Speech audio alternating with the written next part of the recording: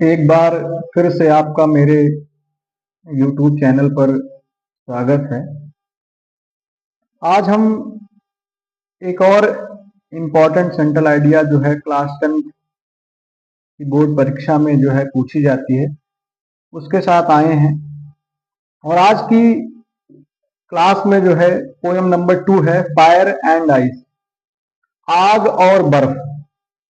उसके जो पोएट हैं वो रॉबर्ट फ्रॉस्ट हैं, उन्होंने लिखा है। और उसकी सेंट्रल आइडिया जो है उसकी चर्चा आज हम लोग करने जा रहे हैं, जिसका हिंदी मतलब होता है केंद्रीय विचार। सेंट्रल आइडिया मीन्स केंद्रीय विचार। जो रॉबर्ट फ्रॉस्ट की जो ये कविता है आग और बर्फ, यह कविता दुनिया के विनाश के दो संभावित कारणों, इच्छा और घृणा पर प्रकाश डालती है। आग को जुनून, इच्छाओं और लालच का प्रतीक माना गया है, जबकि बर्फ हैट्रेड, नफरत और उदासीनता को दर्शाती है। यानी कि दोनों दो तरीके के बातों को कवि ने इसमें रखा है और उसने प्रयास किया है समझाने का कि कैसे इस दुनिया के विनाश के दो संभावित कारण हो सकते हैं और दोनों पर उसने प्रभाव डाला है।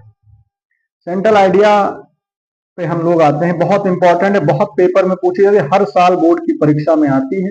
बहुत सरल शब्दों में जो है आप लोग जो है बहुत जल्दी तैयार कर पाएंगे। द सेंट्रल आइडिया, इस कविता का जो केंद्रीय विचार है, ऑफ द पोएम, इस कविता का जो केंद्रीय विचार है, फायर एंड आइस, आग और बर्फ की कविता का जो केंद्रीय विचार है, is composed by the greatest poet. इसे जो है लिखा गया है बाय द ग्रेटेस्ट, महानतम पोएट का मतलब कवि रॉबर्ट फ्रॉस्ट के द्वारा लिखा गया। द पोएट हैज ट्राइड, कवि ने प्रयास किया है, टू ब्रिंग, लाने का, द डिफरेंस, जो भिन्नताएं हैं, बिटवीन, बीच में, द फायर एंड आइस, आग और बर्फ के बीच की जो विभिन्नताएं हैं उनको जो है लाने का प्रयास किया है, समझाने का प्रयास किया है। विच रिप्रेजेंट, जो रिप्रेजेंट का मतलब होता है प्रतिनिधित्व करना या दर्शाना या वर्णन करना, टू डिफरेंट, तरह तरह की, काइंड्स का मतलब होता है चीजों का, या काइंड्स का मतलब होता है प्रकार का, ऑफ पीपुल, तरह तरह के प्रकार के लोगों का जो है प्रतिनिधित्व का वर्णन जो है इस कविता के माध्यम से किया है। अकॉर्डिंग टू द पोएट, कवि के अनुसार जो है वर्ड, ये जो संसार है, कैन पेरिस, विनाश हो जाएगा, उसका नष्ट हो जाएगा। पेरिस का मतलब होता है विनाश हो जाना, नष्ट हो जाना।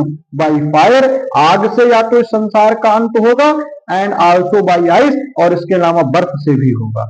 दस, इस प्रकार से, इट कैन पेरिस, ये समाप्त हो सकता है, नष्ट हो सकता है, ट्वाइस का मतलब दो बार, वन बाय फायर, एक बार आग से, एंड देन बाय आइस, और एक बार जो है बर्फ से।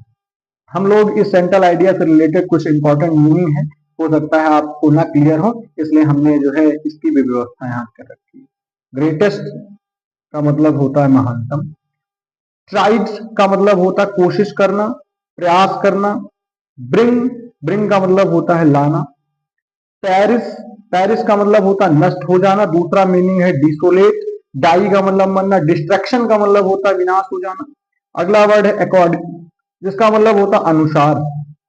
अगला वर्ड है रिप्रेजेंट, प्रतिनिधित्व करना, वर्णन करना। अगला वर्ड है ट्वाइस, दो बार।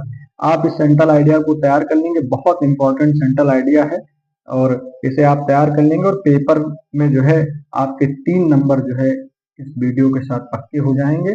और अगर आपने जो है इसके पहले की वीडियो नहीं देखी है तो वो भी हमारे YouTube चैनल पर जाके देख सकते हैं। अगर किसी भी प्रकार की कोई समस्या है तो आप जो है कमेंट बॉक्स में जो है हमें कमेंट कर सकते हैं। और इसके अलावा अगर इसकी नोट चाहिए तो हमारे टेलीग्राम चैनल को जो है आप क्या फॉलो कर लीजिए, आपको सारी नोट्स वहां पर मिल जाएंगी। आपका बहुत बहुत धन्यवाद, आपका दिन जो है मंगलमय हो।